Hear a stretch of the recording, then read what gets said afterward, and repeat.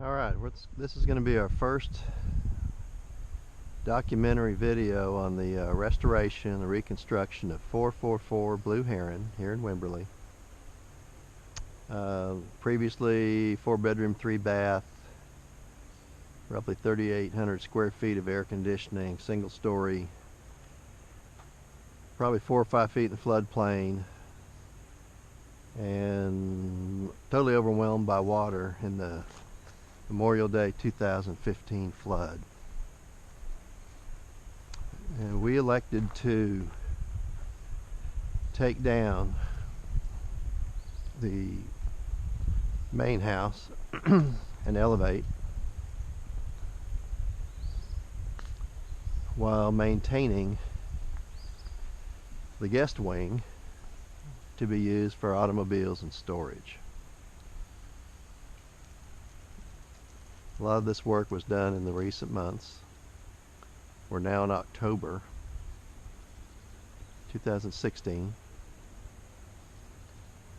Work has begun. We received a permit maybe 10 days ago. We've gotten probably a good week's worth of work. You can see there's a trailer, a little bit of concrete form material, a mixer, a few more bags of concrete, a couple sawhorses. The first step has been to excavate for the footings. The footings are going to be 6-inch steel columns. We're going to go up 11 feet, on which will be 2x12 floor joists, putting a new floor roughly 12 feet above where we are now. I think 12 feet 3 inches, which will be a little over a foot above the current ABFE, well above the BFE. If you look at this square window, our new floor level will be approximately the top of the window, and the clear height area that I'm standing in now will be approximately the middle of the window.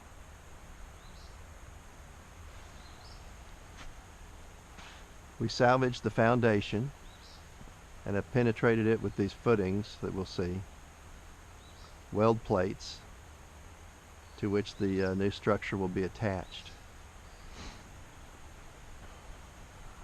The all wood frame above that, and what will be kind of a modern house. We're going to try to reuse as much of the deck as possible. We'll maintain what we've formerly called the big room. It's kind of a transition room between new and old, entertainment. But the area we're in right now will be totally open. It'll be approved by NFIP, be compliant.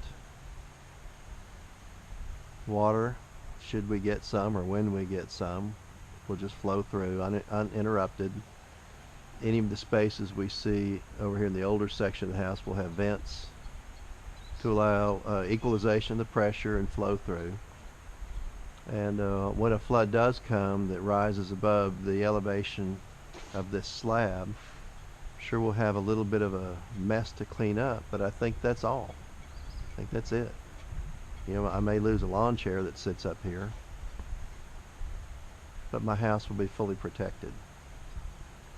This is not something you want to do twice. So imagine sitting here now. This would be an outdoor entertainment area. You got a view of the Blanco, you got a view of Cypress Creek. When the house is done, we'll have an elevated view from the living area, but you'll always maintain this view from the entertainment area. We'll get some upgrades on the deck, and we'll get some new rails.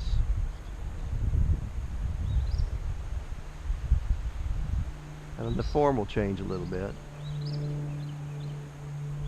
But we're looking forward to the challenge, and we're getting excited about progress. So this is going to be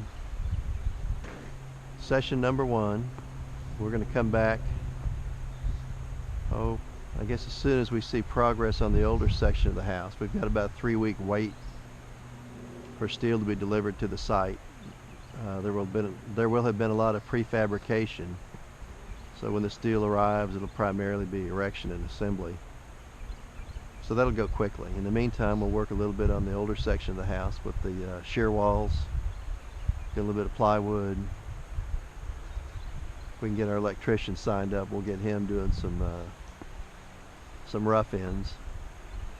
And even all the electrical that would go into there for utility purposes will be above the BFE. So, and it'll all be ground fault. So even that should be pretty safe from any significant flood. So, all right, we're going to sign off and look forward to doing this again in the very near future.